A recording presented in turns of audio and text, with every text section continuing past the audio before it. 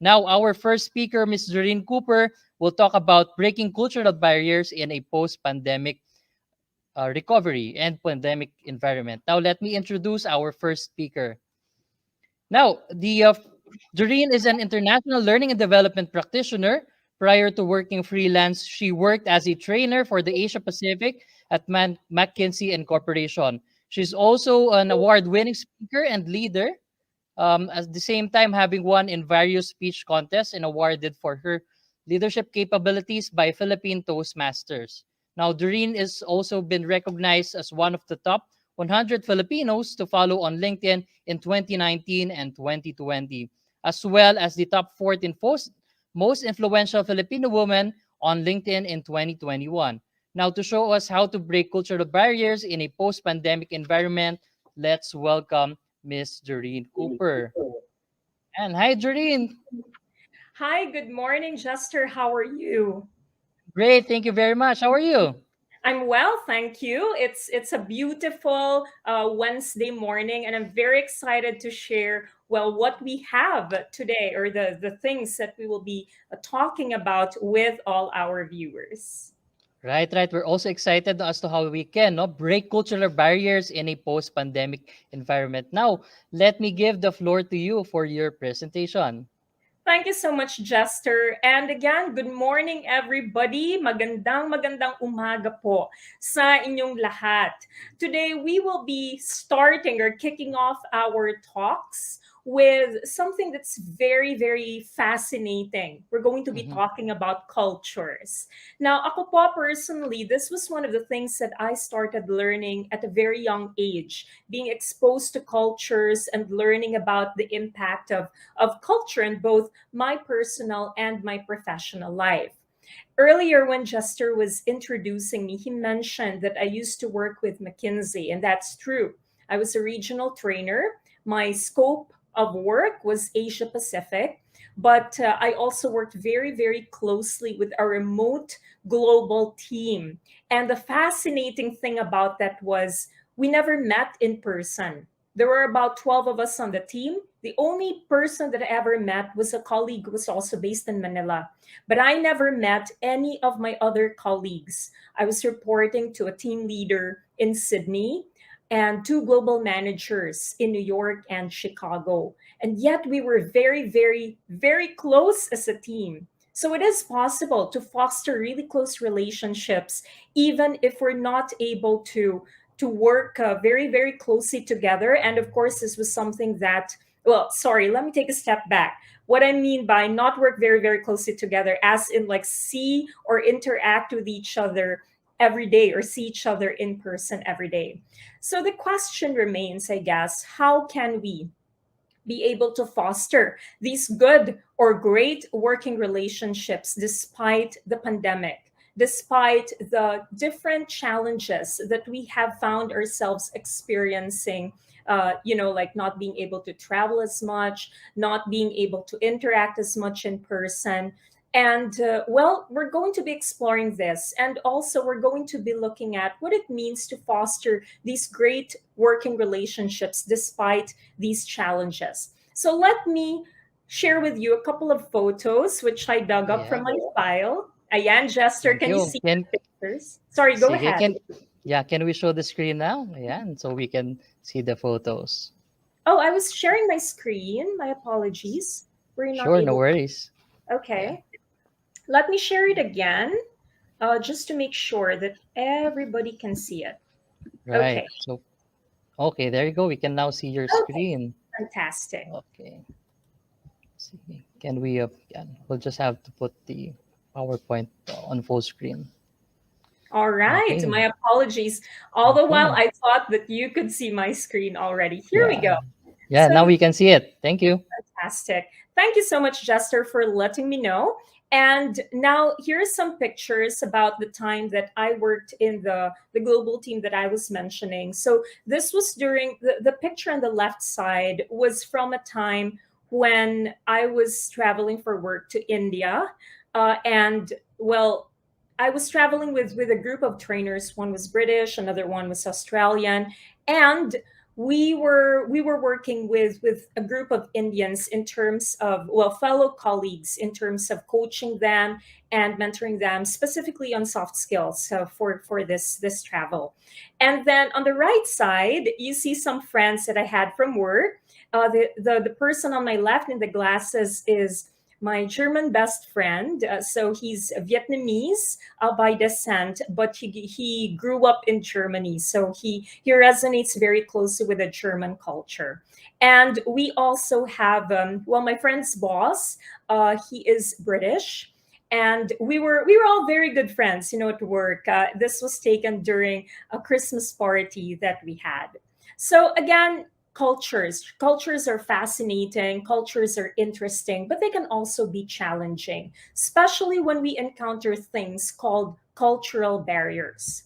Now, what exactly are cultural barriers? And this was a definition that I was able to get online just to make sure that we're all on the same page. Cultural barriers are issues which arise from a misunderstanding of meaning. So there is a gap in terms of how we understand meaning, and it's caused by cultural differences between somebody who's sending a message and somebody who's receiving it. It can cause outright conflict, but more often it creates stress in the workplace. So those are things that we don't want, of course. I mean, who wants negative stress in the workplace? I mean, it's good if it's positive stress. And I remember a mindfulness expert recently was sharing that positive stress is called eustress, EU stress. So eustress. It's the kind of stress that puts you at peak performance. And that's the kind of stress that we want, right? But cultural barriers can create negative stress in the workplace. And that's the kind of stress that we do not want to have. It's the kind of stress that could promote conflict, that could, well, not the good kind of conflict. It could also be the kind of stress that could promote a lot of misunderstanding and distrust, even, or a gap in terms of being able to form effective relationships. So today, I'm going to be sharing with you some of those ways and how we can work across cultures. I mean, the title of my talk is about, okay, so let me just take a quick look back to the title just to show all of you the title and remind you about what we are discussing. We're talking about breaking cultural barriers in a post pandemic environment. Okay, we're talking about breaking cultural barriers in a post pandemic environment. Now, the question is, I mean, how do you view a post pandemic environment to begin with? I mean, some of us probably hold on to the belief that everything will eventually go back to the old normal. Some of us, on the other hand, might believe that, this is it. Like what's happening right now, this is essentially how it's going to be for until, who knows when. While some of us might believe that, well, the new normal simply means that we're going to be going into a new normal, and that simply means that we will be operating in an environment where we just have to learn to live with COVID-19. Regardless of how you view a post or what exactly a post pandemic or a new normal environment is, well, I won't be debating that in this segment. And of course, Dr. Verheera can probably tell us more about how that outlook will look like in her talk later on. But for now, what I'd like to focus on specifically is how we can work across cultures. How exactly can we thrive in terms of working across cultures, regardless of the challenges that we may be experiencing because of the pandemic? I have 3 tips that I will be sharing with you today. And Jester, I will be asking our audience members some questions later on. I hope you can help me in just checking out their responses as they come in later. All right, friends, let's get started. Here is tip number 1. We need to take an honest look at our own culture. It all starts with self awareness. Now, how exactly can we do that and take an honest look at our own culture? Well, here's one tip. Objectively speaking, okay, ask ourselves, subjectively speaking, what are the good and not so good things about my culture? Because sometimes, since we're part of that culture, or when we're part of something, when something is very dear to our hearts or it's very close to us, we sometimes tend to take a biased view towards a certain thing or that certain experience, for example. In the same way, we may be so in love or we're so happy with our culture, or we just love being Filipino so much. And there's nothing wrong with that. In fact, I think it's really admirable to really be so in love with one's culture. But the challenge is if we cannot look at it objectively. So it's also good to take a step back and, even though we love our culture so much, identify what are the good and not so good things about my culture.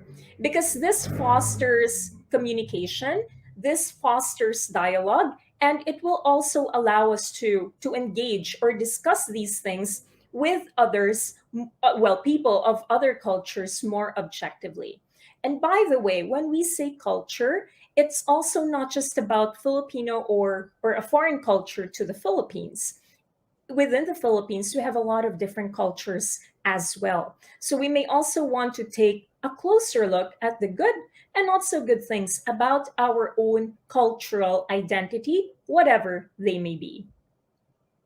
Second tip on how to take an honest look at our own culture is to ask ourselves what behaviors and characteristics are unique to my culture. And again, this is something that can increase our self awareness and encourage our ability to communicate these differences to others so that they also understand our behaviors and how they can better work with us.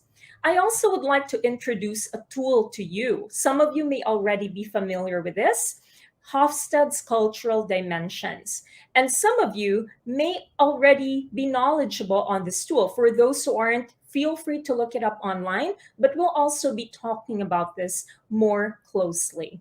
So, what exactly is Hofstede's cultural dimensions, and why is it important to explore it? Well, this is what it looks like. Essentially, Hofstede studied multiple cultures across the world. He has a team, and they tried to understand cultures in terms of six different areas or dimensions. That's what they're called.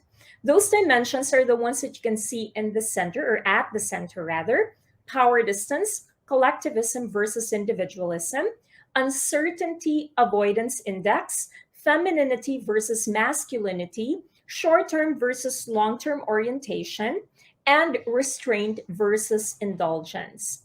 Now, since this is an event which is, well, I would say, since it's a Philippine HR event, essentially, what I'd like to do is to explore where the Philippines is in these different areas. So you can look up how we rank compared to other countries so that we can understand how we can work more closely together with other countries or other nationalities. But today, what I'd like to do is to focus a little bit more closely on where we are in terms of, or where we score, and what that means for us who are from the Philippines. So let's take a look first at power distance. Power distance is essentially the extent to which less powerful members of institutions and organizations within a country expect and accept that power is distributed unequally. So essentially, this means that you expect, in a culture, in our culture, we kind of tend to expect that everybody has a place, and in the workplace, subordinates, more or less, I mean, this is more the norm than the exception. Subordinates expect what to be told to do in the workplace. So the Philippines, we are high on our power, on the power distance scale. So this means that as a culture, we behave exactly as how I described it, that we tend to expect to be told what to do. Generally speaking, again, there are some exceptions, but according to Hofstede's study, this is how our culture tends to behave. So we embrace hierarchy in the workplace or in society, and this is something that can be expected in the culture. And I remember working closely with German colleagues before, and this was something that they at times really had to adjust to, because this was very different from the way that their society behaved. Let's take a close look at the second dimension, which is collectivism versus individualism. Now, the Philippines has a strongly collectivist society. This means that we are big on saving face. So in the workplace, we don't like, being strongly reprimanded, for example, especially of course in group settings, because we associate with groups. And we are big on relationships in the workplace.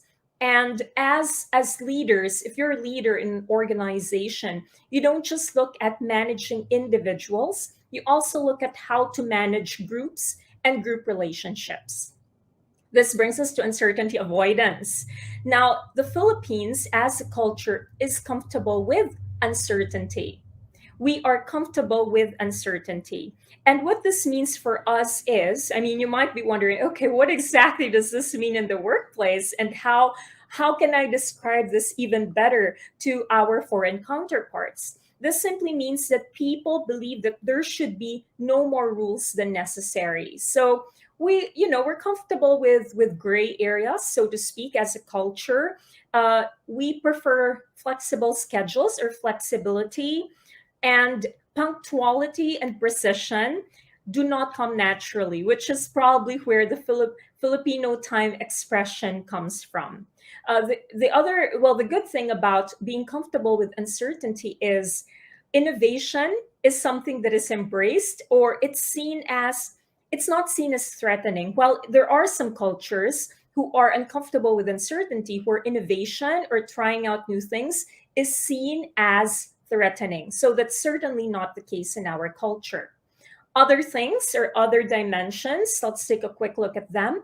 Femininity versus masculinity. We are high on this part of the dimensions. So this means that we are a culture which values power, or we're on the masculinity side.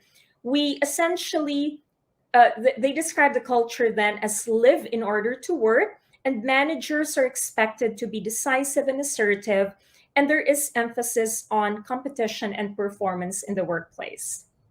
All right, other things.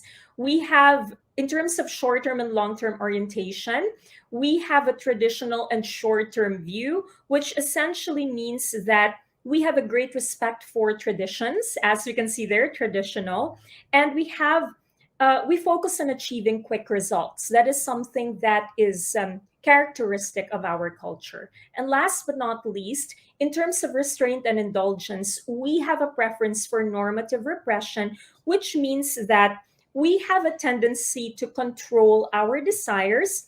And sometimes people might feel that indulging themselves is sometimes not a good thing. So, again, you can take a closer look at this and how our culture behaves in regard or in comparison to other cultures. But I just find this absolutely fascinating to know, because, again, it's really good, just to go back to our previous slide, it's really good to have an honest look at our own culture, because awareness, being aware about something, is a gift. It's actually something that can make you more emotionally intelligent, and it can also help you be able to communicate these differences better with our cultures. So at this point, I just wanted to take a quick pause. And Jester, hi, are you here with me? Yes, I am. There you are. I can see you. Jester, I would love to hear our audience's thoughts at this point. If they could please share with us among the three tips on how to take an honest look at our own culture, which they might have found most helpful.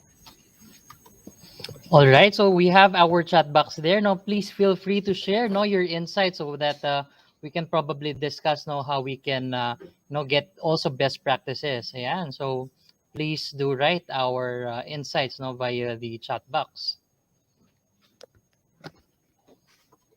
All Yeah, right. because yeah, Yeah, go ahead. honestly speaking, our teams have gotten more international, especially that we are in the time of virtual world, no? Because Yes. previously our workmates are mostly on sites, but now that we've gotten more um, virtual, no, we've started to meet our international colleagues. So it is very Mhm. best to collaborate, no, with other cultures as well. So Yes, very true. right, right. So we have three questions here. No, objectively speaking, what are the good and not so good things about my culture? What behaviors and characteristics are unique to my culture? And explore the cultural dimensions. No? So yeah, For there you you, go. Chester, I was Mhm. wondering, what did you find most helpful among these three tips? Well, the most helpful would be is what behaviors and characteristics are unique to my culture, because Mm. that will definitely help you assess how you can, of course, observe, no, and adjust to the preference of the others. So we really have to be very considerate in terms of the behaviors and characteristics. So Thank you so much for sharing. Yes, let's please hear from our audience as well. okay, we have one from Francisco. The first one, because since we need to consider what may be good for us, it may be offending for others. That's actually correct. Hmm. All right. And I'm guessing our other audience members might be a little bit quiet still or shy at the moment. Or do we have Right. any other inputs yet? We have a share here from Janet Manalo. According to Carl Scanberg's, Carl said, culture always defeats strategy. Do you agree? Okay. That's really interesting. Should I answer now or do we leave it later for our Q&A? Probably we can answer now.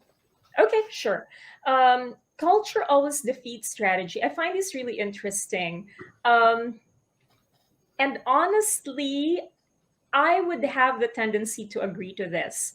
I Hmm. think that if you do not consider culture in your strategy, then your culture or the culture that you are entering, for example, or that you're trying to be part of, or for example, build a business in, might not well, again, if you don't take it into consideration into your strategy, then it might not work well for your initiative or your strategy. Just to give you a quick example, I remember in one of my classes when I was taking up my master's that we had this really interesting discussion, which was facilitated by our professor. And he was telling us, have you ever considered how when foreign businesses, for example, build, businesses in the Philippines, that they they tend to impose the culture of the foreign business, like, for example, the values, the vision, and the mission on the local landscape. But Right. sometimes, and that can be very difficult because, I mean, there can really be, it may not be resistance, but there can be some serious challenges if they don't consider the local market that they're trying to penetrate. So that's why it's really very important to make culture part of your strategy instead of, like, um, not considering it. I would say that instead of not considering it when you are trying to establish something in another culture. Hmm. Yeah. I hope that helps. And I hope that, Janet, I hope that answers the question. Now, Jester, I would love to hear from others, but I have a few Hmm. more slides that I just wanted to share. So maybe we could also reserve the other Right. inputs from Right. our friends for later. Hmm. But I just wanted to quickly check in. Did we get a pulse as to what they found most helpful? Was it one, two, or three, which seemed to be most popular? Actually, it seems to be popular, the third one. So it was Hmm. Hofstede's. Right. Okay. Right. Fantastic. Thank you so much, everybody. Jester, thank you as well. Really Thank you. appreciate your assistance with that. Now, friends, before we end our talk, well, I have two more tips for all of you today in terms of how we can thrive and be able to build even closer and better relations in this time of the new normal. Here's our next slide. Okay.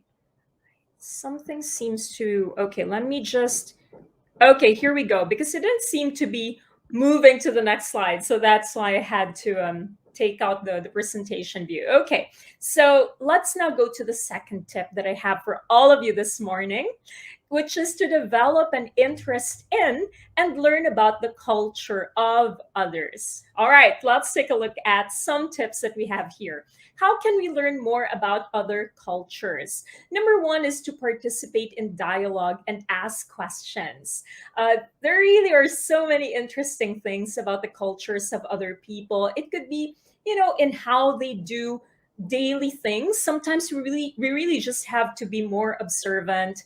I remember that, yeah, I remember there was a time I was in Japan for work this time. I was in Tokyo. And, we don't have to travel to be observant, but I cannot forget this moment when I was walking in Tokyo for work.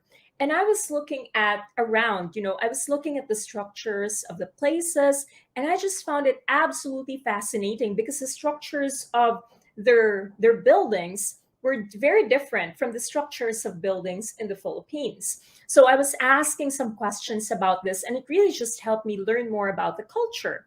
Or I remember, working in Manila, and I remember that my team leader was describing to me how she goes about her day, was telling me about certain things. And, I would ask questions. I would try to understand why she was doing certain things so that I could better understand her. There are many different ways, and I would like to encourage you to participate in dialogue and really express an interest in learning about others. And of course, you can immerse yourself in the culture, read about it, watch documentaries and shows, or when it's permitted, travel. Especially now, local travel, it really helps us learn more about the Philippine culture. Well, a lot of us are also, I think, very interested in Korean culture at the moment, between K-pop and K-drama. I mean, I know so many people, and when I run workshops, I have so many participants who really express to me their interest in Korean culture as influenced by what they see online. And it really helps them be able to understand the culture better. So I'd like to invite you to do the same. How can you be able to appreciate a culture better? Well, watch their shows, read about them, and, like, maybe you can take some virtual tours or just explore how the places look on Google Maps. There's so many ways nowadays just to have a deeper understanding and appreciation for that culture. And last but not least, of course, you can also look up their country's results on the Hofstede website. You can also do that. All right. So again, tip number two is really for us to develop an interest in and learn more about other cultures. This brings me to tip number three: communicate, communicate, communicate. Oh, I cannot emphasize this more. I personally have a strong background, not just in learning and development, but also in communication. My undergrad is in communication. I took a master's in communication. And in the work that I do, I really do my best to communicate with my audience's needs in mind. Now, here are some tips on how we can communicate across cultures more effectively.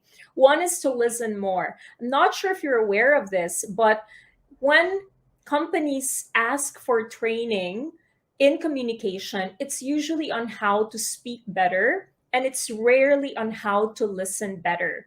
But the thing is, if you want to be a better communicator, it's good to start with listening, because the way that you can respond better to others, the way that you can write better emails, the way that you can do a better job at presenting something is by listening better. Tip number two that I have for you here is to start meetings by spending a few minutes just catching up and sincerely asking how the other person is doing. Gone are the days when meetings could be like, oh, we just jump in, you go inside a room, and you just start talking about business. No, they say that in this new environment that we're in, it's really good to start by first asking how each person is. Ask how people are, because this will really allow you to connect with them despite not being able to see each other face to face. I remember before, I would have Tuesday catch-ups with my team leader. Like every single Tuesday, it would be like clockwork. We would meet at 10 a.m. our time. It was our time to catch up. We would also talk about our work for the week.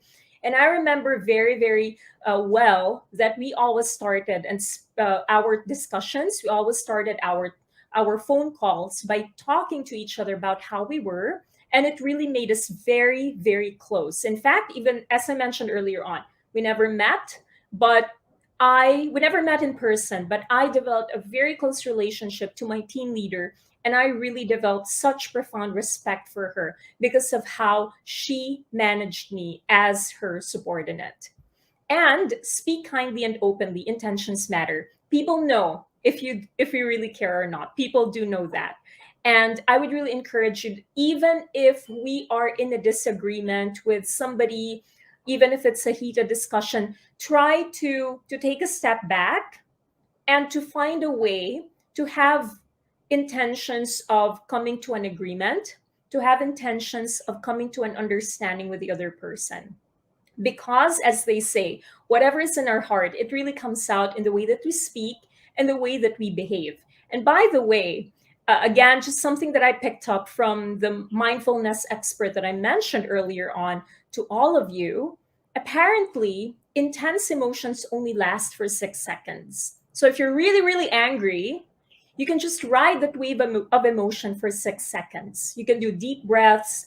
You can take a step back for a moment, and after you've ridden that wave of emotion for about 6 seconds, then go ahead and speak or respond. And again, remember, your intentions matter, and people can really tell what it is, like if you are sincere or not, in the way that you deal with or communicate with them. So, on that note, I just wanted to close my talk by sharing that the new normal workplace environment really has a lot of potential in terms of fostering growth, respect, and diversity. I recently heard this from a speaker on diversity and inclusion, that essentially diversity is being invited to the party and inclusion is being asked to dance. So I think that that's something that we can ask ourselves. How can we invite others to be part of that dance? And how can we better dance with others whom we invite to the party? On that note, I would love to also invite you, if you would like to learn more about this topic, feel free to look me up online. I do a lot of, or I create a lot of free content on essential skills, a lot of free content on how you can become a better professional. And this is something that might not just benefit you, but also benefit your team. You can find a lot of that content on YouTube, on LinkedIn, on my website, even on Instagram and on Facebook. So again, feel free to consume all of the free content that I put out there. And I sincerely hope that it's something that can help you and your team. All right. Thank you very much, everybody, for your time today. Jester, I would like to All return control proceedings back to you. All right. Thank you very much. Now, for again, if you're interested to connect with Doreen, you can find her on LinkedIn, on websites. Probably Doreen can be also post the sites or the links, no, in our comment section, probably later. So before we proceed with the questions, now we are again inviting everyone to please comment down below, no, your questions. Feel free to ask your questions. May it be work related or personal related, so as to Miss Doreen can assist you, no, dun sa inyong mga questions. So let's see, no, if we have questions, no. So we've been receiving insights, no, from our participants, no. From Tristan Pagusara, I think it's good to step back from time to time and do a culture check, actually, if it's still aligned to the company values. Now, when was the last time, no, that we have checked our culture, no, if it's really aligned with our company values, or do we even check our company values, no? So I guess that's true, no? So for Yeah, Malise, Justin, yeah. I also share something. Mm-hmm. I love Tristan's comment. Actually, in McKinsey, every single year we have something called Values Day. And it's a day where we take off from work for a couple of hours just to talk about our values as an organization. So we just talk about, okay, these are our values. How are we applying them in work? Because as Tristan said, it's really good to revisit those values. And also, this would be a fantastic time to do a culture check, as Tristan is saying, be able to communicate our cultural preferences to other cultures whom we work with. That's very true. So we also have no a one subscriber from your YouTube channel. We have Sir Age. Sabi niya, Thank you. subscribe. Now, since we're talking about breaking cultural barriers, no, I'd like to know your opinion. No, in your opinion, what is the most challenging aspect of working in a diverse environment? Okay. I honestly think the most challenging thing is when people expect, when people think that their cultures are set in stone rather than preferences, and they start to impose it on other people. So, for example, you have a leader. For example, I'm a leader. Juster, I am your manager. And in our team, I have a very, very strong preference for, working in a certain way. It's not that I'm not talking like, for example, coming to work on time, because there are certain company policies about, rules and regulations. So I'm not talking about that. Maybe it's simply, how I prefer to get information from the team, how I prefer to receive information. And because of my cultural preferences, I just have a very strong inclination to want things done in a certain way. And yet, the culture that I'm working with is not like that. And yet, as your manager, I get so angry at you guys because you are not respecting the way I want things done without realizing that at the end of the day, these are preferences. There are things that make or break teams, like policies, for example. We need to follow the time that we come to work, for example. We need to value integrity and honesty and all of that. But there are certain things which are really just preferences, which, if we were more self-aware and understanding of others' cultures, then I think that really could help, eliminate or reduce the amount of conflict and misunderstanding and distrust that we experience in our working environments. I like that strong ground. No, it's not really set on stone, but a cultural preference. So it's Yes. always best that we have to check now if we can work together with our culture. No, it's not really set in stone. It's not really fixed. No, but it's a culture preference. No, so with that, no, but also like to ask, no, what is your approach to understanding the perspective of colleagues from different backgrounds? So, yun, what is your approach to understanding the perspectives of your colleagues from different backgrounds? Personally, I think that one of my key skills is I'm very observant. That's Mm-hmm. number one. So I really try to observe how a person speaks, how they behave, and their work process. I also try to ask questions. I think if you met any of my best friends, they would tell you that's one thing that's characteristic of me. I ask a lot of questions, and I ask it not to put somebody on the spot, but I Mm-hmm. ask it with the intention of really trying to understand and respect others.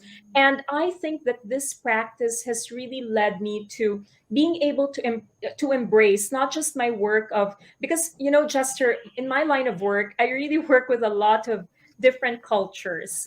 For example, a 1 week I'm working with an Indonesian client. The next week, I'm working with a Malaysian client. It really differs. And when I was working with a firm, with McKinsey before, I was working with cultures from different regions on a Mm-hmm. daily basis. So I think that it has really allowed me to thrive in that kind of environment, and also not just in an international environment, but also appreciate the Philippines for what it is and our different cultures for what they are. So again, we have different subcultures even within the Philippines. And if you are observant, you can really see the nuances that different regions have. And I think that there's beauty in each of that. And we can learn to respect the different differences that we have. All right, that's a good takeaway. No, be observant. Now, for the last question, before we end your session, how would you like to advocate no for adversity, equity, and inclusion, especially with colleagues no who don't understand its importance, because that's very hard to be an advocate for diversity, equity, and inclusion in the workplace. However, we have colleagues there who doesn't really understand its importance. Okay, I think that one thing we can do is to go back to trying to understand why these colleagues resist this. Because at the end of the day, people have certain needs. Maybe these colleagues have a need for certainty or control. Maybe there is a need for I don't know, significance. And maybe they feel that if they open themselves up to greater diversity and inclusion, that it's going to reduce their significance for some reason. I don't know, like whatever those reasons might be. I think number one, as I said, is to go down and try to understand or dig deeper. Why must this person be so, or why is this person resisting this? Because with greater understanding, by trying to understand the person, we'll realize that there's no one size fits all in terms of a solution. But what we can do is by understanding what that need is and why they're resisting it, we can approach them in a way that appeals to them. For example, if it's a fear of the lack of control in the workplace, maybe we can show them that if they are more embracing or more accepting of diversity and inclusion in the workplace, that this is actually something that's going to give them greater control in terms of how to manage things because they have a deeper understanding of how things are instead of resisting the culture and encouraging dissent, which could go out of proportion and increase their level of or the number of problems that they have in the workplace. So again, go back, try to understand the colleague and cater to their preferences and communicate to them how well in terms of how to best approach the matter, cater to their needs, and address their fears so we can appeal to their needs as well. All right, so that's a very good takeaway. No, you have to understand your colleague. No, you have to check and of course, no, the preferences of your colleague before you start to be an advocate. No, else no, it will become like you're imposing the advocacy of you know culture and diversity. So with that, no, would like to thank you again, Dorino, for a very wonderful time, no, with us, no. So it's never again too late, no, to our viewers, no, to create a culture of diversity and inclusion. So again, catch Doreen Cooper on LinkedIn and to other various social media sites. So of